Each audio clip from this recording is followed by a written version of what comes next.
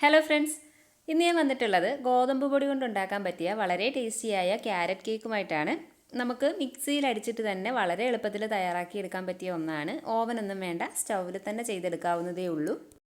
Cake ഉണ്ടാക്കുന്നതിൻ്റെ ആദ്യ step sugar caramelise ചെയ്തെടുക്കുക എന്നുള്ളതാണ്. അതിനായിട്ട് 1/2 കപ്പ് ഷുഗർ ഞാൻ എടുത്തിട്ടുണ്ട്.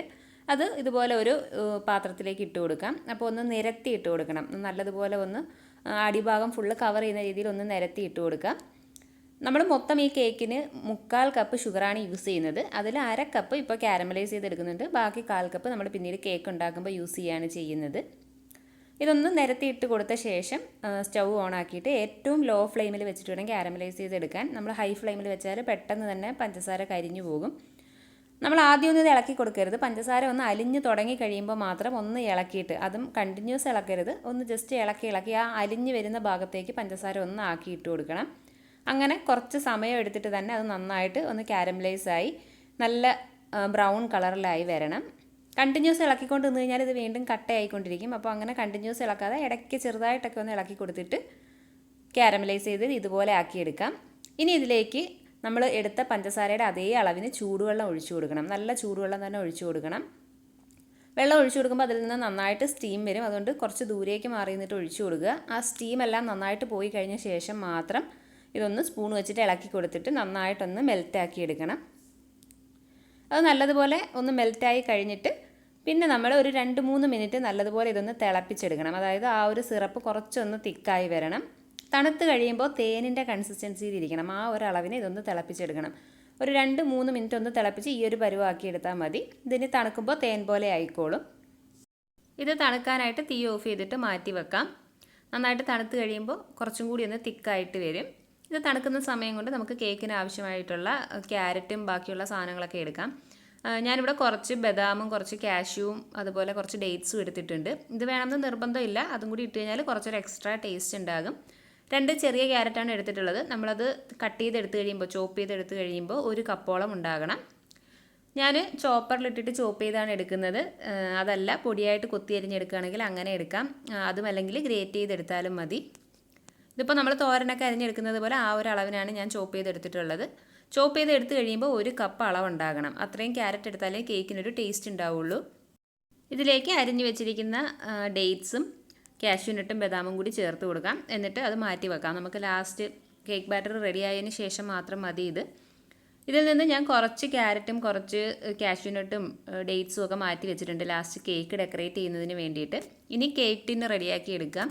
അപ്പോൾ കേക്ക് ടിന്നിലാണ് ചെയ്യുന്നതെങ്കിൽ കേക്ക് ടിന്നിൽ കുറച്ച് എണ്ണ തടവിയിട്ട് കുറച്ച് മൈദാമാവോ അല്ലെങ്കിൽ ഗോതമ്പ് പൊടി തന്നെയോ ഡസ്റ്റ് ചെയ്തെടുക്കുക.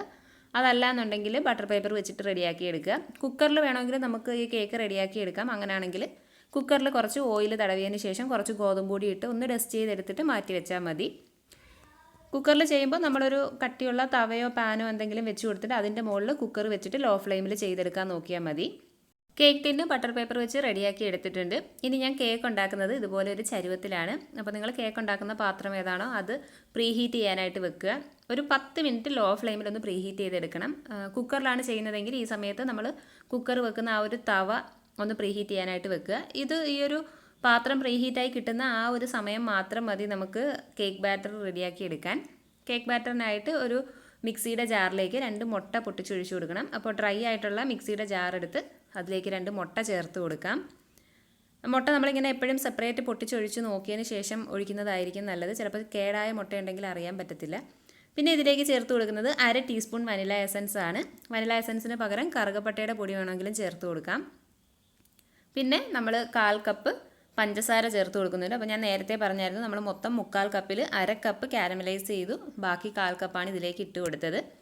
ഇനി ഇത് ഒരു 2-3 മിനിറ്റ് നന്നായിട്ട് ഹൈ സ്പീഡിൽ തന്നെ ഒന്ന് മിക്സിയിൽ അടിച്ചെടുക്കണം. നല്ലതുപോലെ മുട്ടയൊക്കെ പതഞ്ഞ് പഞ്ചസാര അലിഞ്ഞ് വരുന്നത് വരെ ഒന്ന് അടിച്ചെടുക്കാം.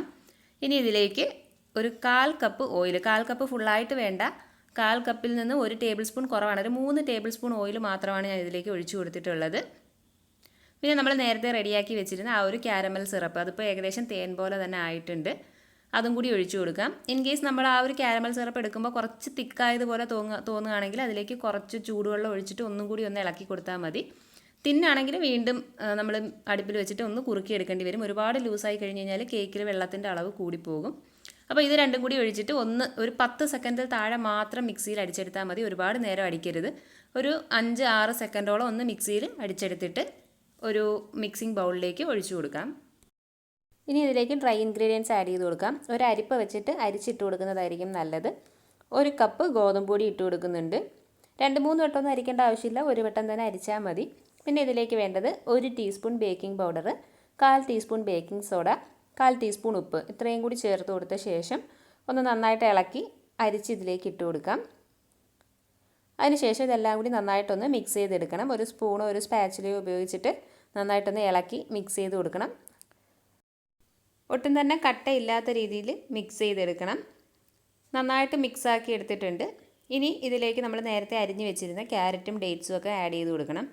അത് നന്നായിട്ട് ആദ്യം സ്പൂൺ കൊണ്ടൊന്ന് ഇളക്കി മിക്സ് ആക്കിയ ശേഷം അതിലേക്ക് 1 ടേബിൾ സ്പൂൺ ഗോതമ്പ് പൊടി ചേർത്തിട്ട് അതൊന്ന് നന്നായിട്ട് ഇളക്കി എടുക്കുന്നുണ്ട്. ഈവനായിട്ട് എല്ലാ ഭാഗത്തും സ്പ്രെഡ് ആവുന്നതിന് വേണ്ടിയിട്ടാണ് ഗോതമ്പ് പൊടി ചേർത്തിട്ട് നമ്മളിതൊന്ന് ഡസ്റ്റ് ചെയ്തെടുക്കുന്നത്. ഈ അരിഞ്ഞു വെച്ചിരിക്കുന്ന ക്യാരറ്റും നട്ട്സും എല്ലാം കൂടി അതൊന്ന് ഗോതമ്പ് പൊടി എല്ലാ ഭാഗത്തും ഒന്ന് ആക്കിയിട്ട് നമ്മൾ റെഡിയാക്കി വെച്ചിരിക്കുന്ന കേക്ക് ബാറ്ററിലേക്ക് ഇട്ട് കൊടുക്കാം. അതും കൂടി നന്നായിട്ട് കേക്ക് ബാറ്ററിൻ്റെ കൂടെ മിക്സ് ആക്കിയിട്ട് നമുക്ക് ട്രേയിലേക്ക് ഒഴിച്ചു കൊടുക്കാം. അപ്പോൾ നമുക്കിതിപ്പോൾ ഇടുന്ന സമയത്ത് ക്യാരറ്റ് ഒരുപാടുള്ളതായിട്ട് തോന്നും. ഏകദേശം നമ്മൾ എടുത്തിരിക്കുന്ന മാവിൻ്റെ അതേ അളവിൽ തന്നെ ക്യാരറ്റും എടുത്തിട്ടുണ്ട്. അത്രയും തന്നെ ഉണ്ടെങ്കിൽ ആ ഒരു ക്യാരറ്റ് കേക്കിൻ്റെ ഒരു ടേസ്റ്റ് ഇതിന് വരുള്ളൂ. ഇല്ലെങ്കിൽ ക്യാരറ്റ് കുറവാണെങ്കിൽ അത്ര ഒരു ടേസ്റ്റ് ഉണ്ടാവത്തില്ല. അപ്പോൾ ആ എടുക്കുന്ന മാവിൻ്റെ അതേ അളവിന് തന്നെ ക്യാരറ്റും എടുത്തു കഴിഞ്ഞാൽ അത്രയും നല്ലതായിരിക്കും. ഇത് ബാറ്റർ റെഡി ആയിട്ടുണ്ട്. ഇനി നമ്മൾ റെഡിയാക്കി വെച്ചിരിക്കുന്ന കേക്ക് ട്രേയിലേക്ക് ഒഴിച്ചു കൊടുക്കാം. ബാറ്റർ ഫുള്ളായിട്ട് കേക്ക് ട്രേയിൽ ഒഴിച്ചതിന് ശേഷം 1-2 വട്ടം ഒന്ന് ടാപ്പ് ചെയ്തെടുക്കുമ്പോൾ ഫുള്ളായിട്ടൊന്ന് ലെവലായി എയർ ബബിൾസൊക്കെ ഒന്ന് പോയി കിട്ടും.